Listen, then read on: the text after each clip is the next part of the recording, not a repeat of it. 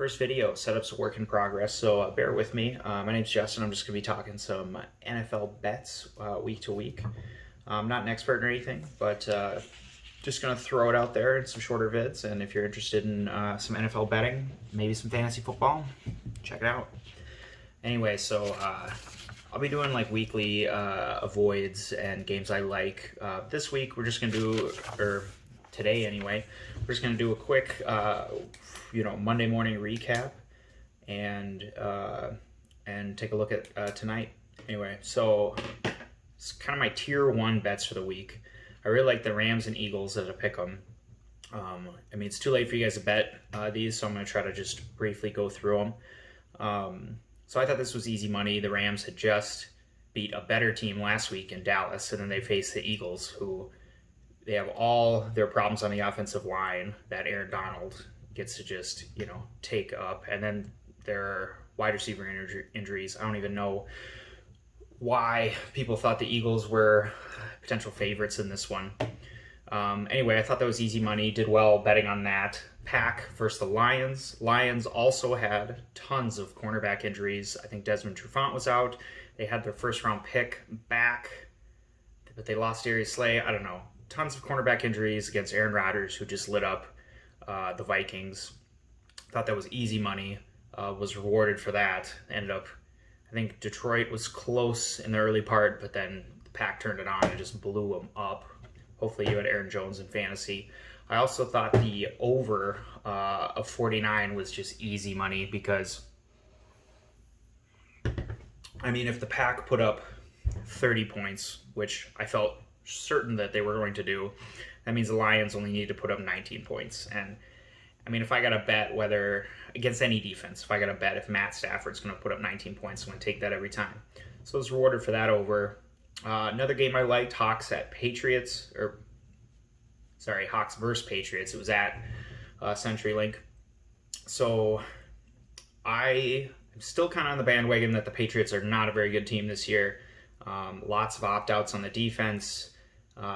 Turnover on what was a pretty inept offense last year. Still looking pretty inept. Sony Michel is not inspiring a whole lot. Cam Newton looks all right when he's running, but I don't know what kind of long-term strategy that really is, considering how beat up he's gotten. And their offensive weapons. Edelman had a night, but still not too crazy about that. I just thought the Hawks were a much better team. I was kind of surprised the Patriots were able to keep it close. Ultimately, though, Hawks were able to cover the 4 and 4.5, so it's rewarded there.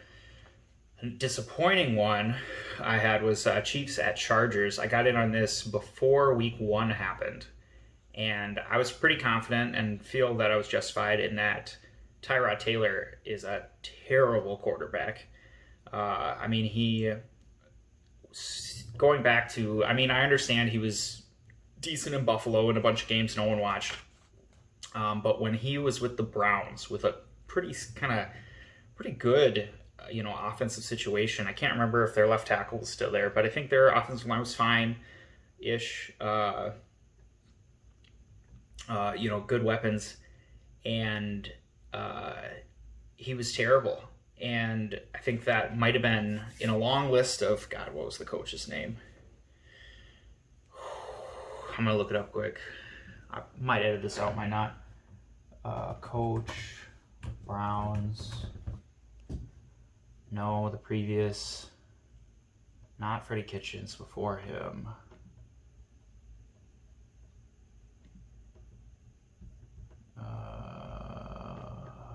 Why is this so hard to find? Guy went 0-16. I'm sure you guys are going crazy in the comments. No one's watching. Who am I kidding?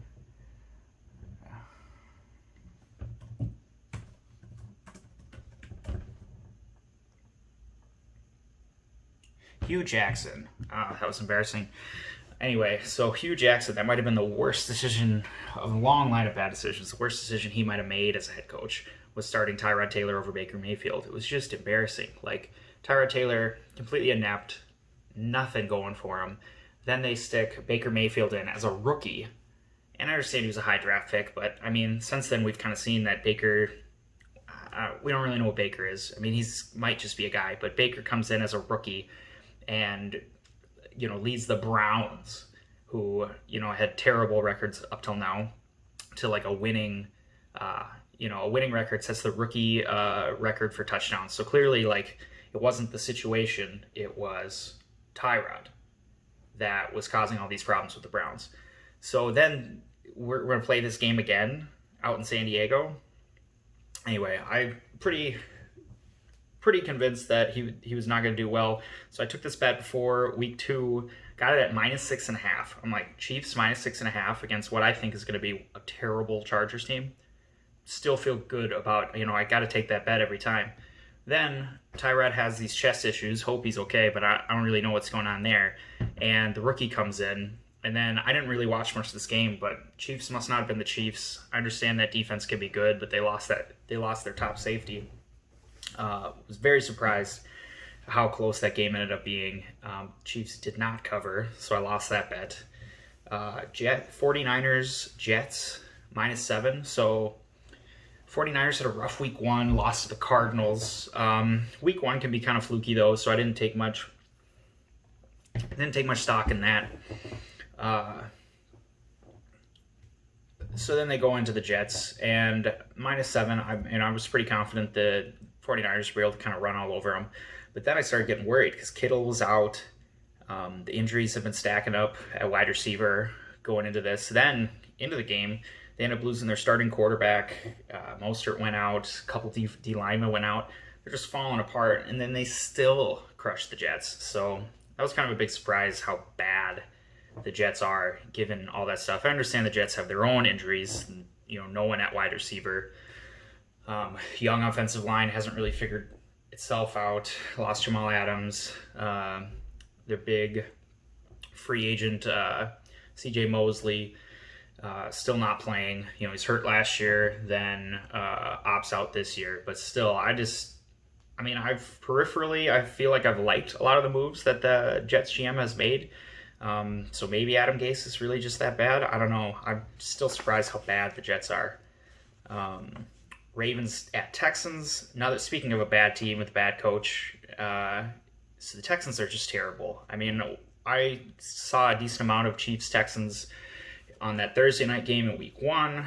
Surprised kind of how boring it was. I thought the Texans looked completely inept against like an okay Chiefs defense, definitely not like a top defense in the league. So going in and facing the Ravens, who have an elite defense, high-powered offense when everything's clicking. I mean, -7's a lot of points for an NFL game, but I had no faith in the Texans. Ended up being right on that one.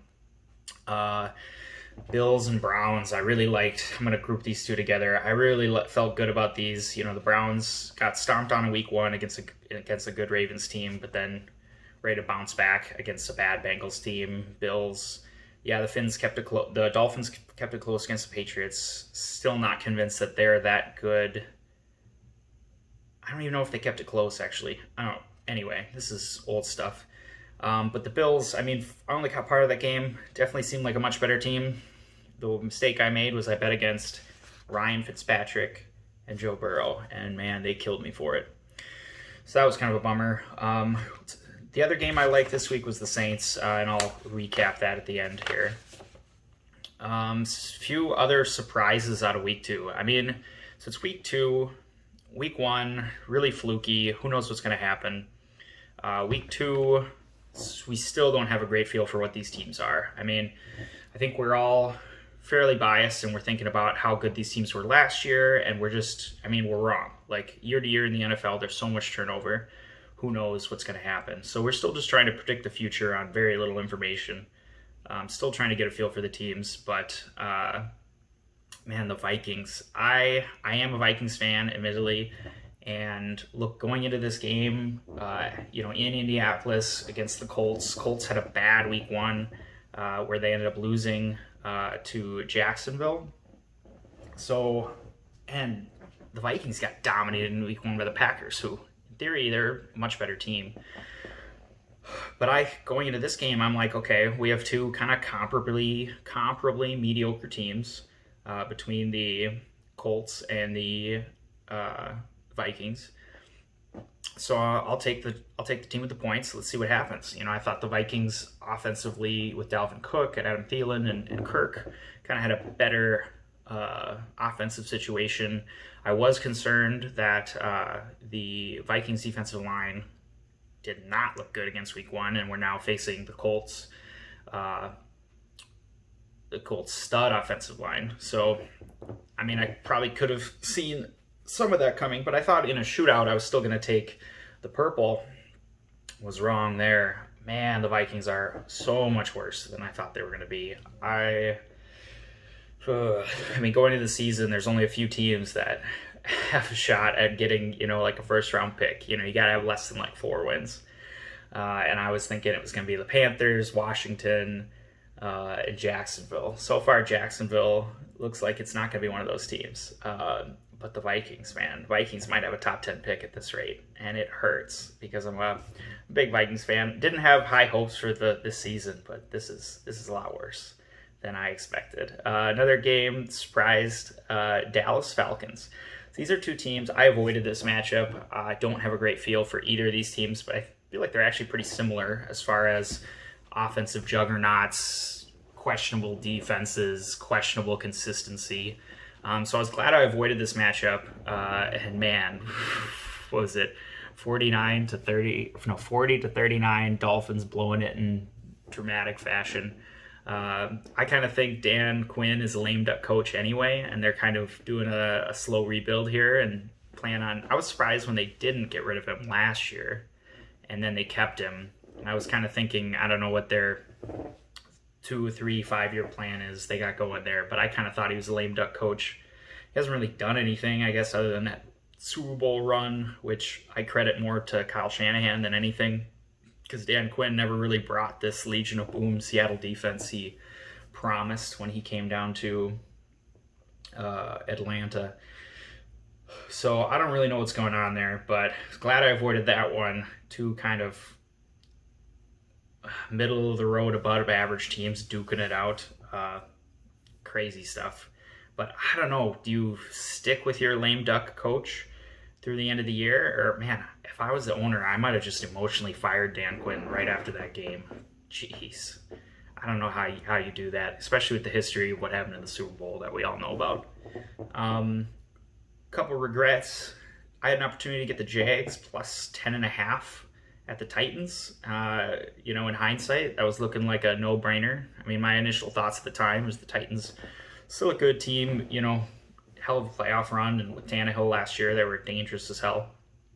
But I still wasn't sure what the Jags were after Week 1. So I didn't end up jumping on it, kind of regret that. But on the same note, the Panthers were plus 8.5 at Tampa, and Tampa had a week 1 against the Saints. So I was like, hey, plus 8.5, maybe the Panthers keep it close.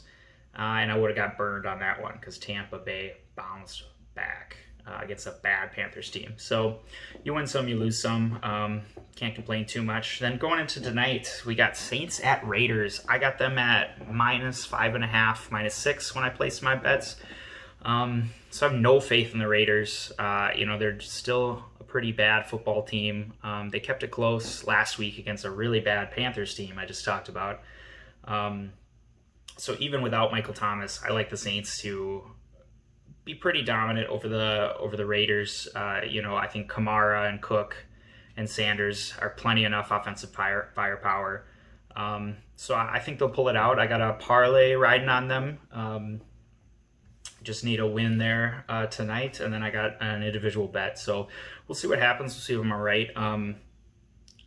I guess one hot take for tonight is keep an eye on Taysom Hill. I think without Michael Thomas, they might be doing some different things in the offense, some different looks, and that might give a few more opportunities to Sean Payton to use Taysom Hill. So keep an eye out for that. We'll see if I'm right. Anyway, more videos to come. Look for my Week 3 likes and avoids in the next few days. Anyway, thanks for watching.